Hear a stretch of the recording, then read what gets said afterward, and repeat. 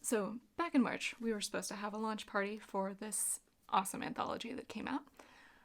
18 Stories of Mischief and Mayhem, edited by Mark Teppo. And since we didn't get a chance to read our stories at the launch party, I wanted to read mine for you right now. This is definitely not because it's Mark's birthday today. I don't know who started spreading that rumor. But happy birthday, Mark. This one is called Once More with Soul. The main thing about being a crossroads devil is the hours. Nights are the best, of course. Musicians and artists are night owls naturally, and slipping out to the crossroads to sell your soul for Robert Johnson's fingers and Maria Callas's voice and Einstein's vision is a thing more naturally done well past midnight. Only every once in a while, every once in a very great while, a perfectly delectable soul comes by in the bright light of the afternoon, or decides to get an early start on their day with a quick bargain. And then, as the saying goes, the early devil gets the soul. But for the most part, it's shift work. Moon comes up, crossroads devil sets up shop. Everyone who comes to me is talented already. They're not here for their first guitar lesson. You don't sell your soul in order to pass your freshman algebra class. You sell your soul to go beyond what's humanly possible. You sell your soul because you've seen your limits. You've seen humanity's limits. And you covet what lies in the unknown lands beyond that border. My job is to unlock that gate. There's not a lot of individual prestige as a crossroads devil. Nobody knows your name. Nobody thanks you in the liner notes or from the stage when they're receiving a Lifetime Achievement Award. Doesn't matter. I see their miraculous work and I lift a glass of scotch, and no matter where they are in the world, I feel them shiver. They know who they owe for their talent. Tonight I'm set up and ready to go right on time. The moon is glorious, butter yellow and heavy as it climbs up the horizon, and I'm picking out chords on my 6-string. The guitar is a pretty traditional crossroads devil prop, but I dig it. And in the end, it doesn't matter what I'm playing or how well I play it. When a seeker comes, they'll find me doing whatever they most desire, and they'll only hear or see the most unearthly, haunting version of it. Because of this, some crossroads devils phone it in. One of my colleagues spent most of the 90s playing nursery rhymes on a child's recorder. It was hellish. But she thought it was hilarious when a seeker would drop to their knees in front of her screeching recorder and tell her she was dancing the most passionate flamenco or painting the most awe-inspiring landscape they'd ever seen. I stick with the guitar. I picked my first one up in the 30s after a visit from a particularly skilled blues player. This one, a Gibson Kalamazoo model KG-14, is a tribute to him. Alright, fine, it's his. I stole it when he died a few years back, but can't blame me. I of all people know a good guitar does not a musician make, but I figured it couldn't hurt in my quest to truly master an art of my own. If I was the confessing type, I'd admit that stealing the guitar didn't help one bit. I can recognize good work even if I don't have the skills to produce it. When one of them walks into the crossroads under the light of the moon and says, "I've never seen anyone play chess with such precision and magnificence," I know what they're seeing. I can see it too. Even as I know I'm just sitting on a stump, plunking out a blues lick on my 6-string, I envision me dressed in a fine suit. Well, I'm always dressed in a fine suit, so that's real. Bending thoughtfully over a chessboard, the pieces so unearthly white they're glowing, so purely black they drink in the light, as though they somehow embody the very soul of struggle and conflict and exquisite dramatic tension. The speed of my moves and the grace of my hand create a sense of anguished lust in the very soul of the seeker. I see what they see, and I feel how strongly they desire it. Shit, I wish I could play that good too. And each time when I lay aside my guitar, it kindles an ache and a challenge. Whatever vision they're seeing, they want it to go on forever. They want to be the ones doing the work. They want to best me. The White King topples over, tumbling from the board and onto the crossroads, coming to rest at the seeker's feet like a challenge. And that's when I smile, embers glowing in my eyes and the moonlight glinting off my teeth, and I ask if they'd like to play. They always want to play. Oh man, I love that moment. Tonight, I'm working on a bear of a chord progression. When I first heard Eric Clapton play it, it felt like the whole world had slid off its foundation for a fraction of a breath before he knocked it all back with a smile. When he plays it, It feels like your lover's licking all the way down your spine from the inside of your abdomen. When I play it, it sounds like shit. I've been practicing for 3 decades. This chord progression is my nemesis, and as a Crossroads Devil, it's about as much of a nemesis as I'll get. It's a perk of the job, really. Different departments, sure, you get angels messing with you right and left, but Crossroads Devils, nobody messes with us. Heaven wouldn't ever admit it, but they're willing to lose a few souls here and there if it means the Sistine Chapel, Mozart's Requiem, Miles Davis, the Theory of Relativity. So, I'm so into mastering this chord progression, I barely notice when she steps into the moonlight in the Crossroads.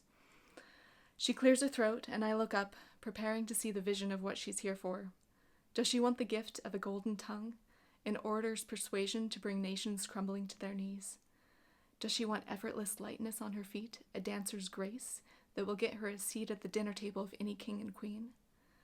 Does she want the vision to see past the edges of the known universe, to describe what's beyond in mathematical equations that wouldn't be understood for another 100 years? I keep plunking at the guitar, breathless, waiting to see whatever it is she sees. Have you tried swapping the position of your middle and ring fingers? She holds up her left hand, demonstrating what she means. It makes it a lot easier to get to the next chord. I stare at her, open-mouthed. Here, she says, I can show you. I know how to do it, I snap acidly. As a Crossroads Devil, it's not my finest opening line, but in my defense, this has never happened before. What do you want? She holds up her hands like she's trying to calm me down. Sorry, I know that was pretty rude of me. I really like to help. I'm a guitar teacher. I lift an eyebrow. Every once in a while I get educators, but I can't do anything for them. Sure, artists and geniuses will tell you that they're here to sell their souls because they want to leave a gift to the world, but they're really doing it for the glory.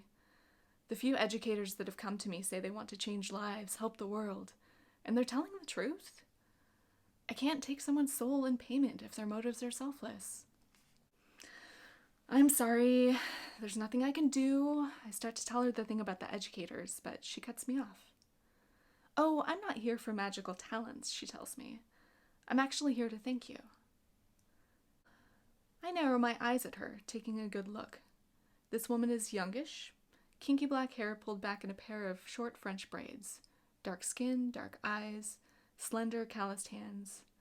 She's dressed nicely, but most of them do dress nicely when they come to the Crossroads, Sunday best and all. There's something about her face that's familiar, but I can't quite put a finger on it. I know I haven't seen her before. You might be at the wrong Crossroads, I tell her. I don't think you and I have ever... Oh no, you met my great-grandfather. She points. That's his guitar. Now that she says it, she's the spitting image of him. He'd been wearing his nicest suit that day too, shoes worn in, but shined so bright the moon was a pair of round discs on his toes. He'd had his guitar slung around his back, and when he'd played it for me, I had known there wasn't actually anything I could do for him. His skill was already unearthly. I lean the guitar against the stump and stand to face her. This part is always uncomfortable. It happens sometimes, though. A lover or a descendant who finally figures out the truth comes to confront me for their loved one's soul. Now listen, I say. Tessa, she says. I blink, not expecting her to admit her name to me. It normally takes them forever to work up the courage, and the ones who return for their loved ones' souls never tell me. I mean, I obviously already know their names. I just need them to say it out loud for the whole shtick to work. Listen, Tessa. I shrug, hands wide like, what can I do? What's done is done, that's the rules. I don't make the rules. If you want to know the truth, us Crossroads Devils are pretty low in the pecking order. Oh, I'm not here about his soul, Tessa says. Gramps never wanted to take the agreement back or anything. He was pretty happy with how everything turned out. I was pretty happy too. I mean, seeing a scientist go on from my Crossroads to create vaccines that eradicate an entire disease is pretty cool, but I'm a sucker for a really well-executed guitar lick. Then why are you here, I ask. Like I said, I wanted to thank you, Tessa says. Gramps made amazing music, he lived a good life, and he died a very happy man. He said he owed it all to you. I grimace. I also wanted to thank you personally. Gramps taught me how to play, and it's my life now. I mean, I perform here and there, but I'm not famous. I'm never going to be like him, and I'm definitely not interested in your bargain. But I love teaching, and I love that I can make a living playing guitar all day. It's wonderful. People have told me thank you before. It's just normally while they're in the throes of recognizing their new power, and they're so captivated by themselves, they haven't really thought through what they just did. They'll thank me breathlessly as they leave, their fingers, their vocal cords, their minds shining like pure gold. Her great-grandfather had thanked me too. A polite tip of his hat as he slung his guitar back around his shoulders. He'd wished me well, which seemed strange. And in that moment I thought maybe I'd made a wrong decision. Maybe I should have actually taken his soul. But I don't know what I would have given him in return. I certainly couldn't have improved on his natural talent. Tessa is staring at me expectantly. You're welcome? She smiles brightly. I always wondered where his guitar went, she says, but before I can vanish it out of her view, her smile becomes gentle. He would have wanted you to have it. I frown at her. Thank you? You're welcome. Her lips purse. I can't figure out why she's still here. Hey, she says finally. I know it's not my business, but can I just show you that chord progression? My nemesis. As we've been talking, I've been thinking about what she first said about switching my middle and ring finger. I've been eager for her to leave so I could try it, but I can't hurt to try it while she's still standing here in the moonlight. I pick up her great-grandfather's guitar and sit back on my stump, letting her move my fingers into position. Try it again. My fingers fly through the chord progression like magic. It's been 3 decades since I first heard Eric play this, and I can finally do it too. I'm grinning at her. It's not a becoming look on a Crossroads devil, but I can't help it. Thank you. No problem. She watches me play through the chord progression a few times, frowning slightly at my right hand. I stop.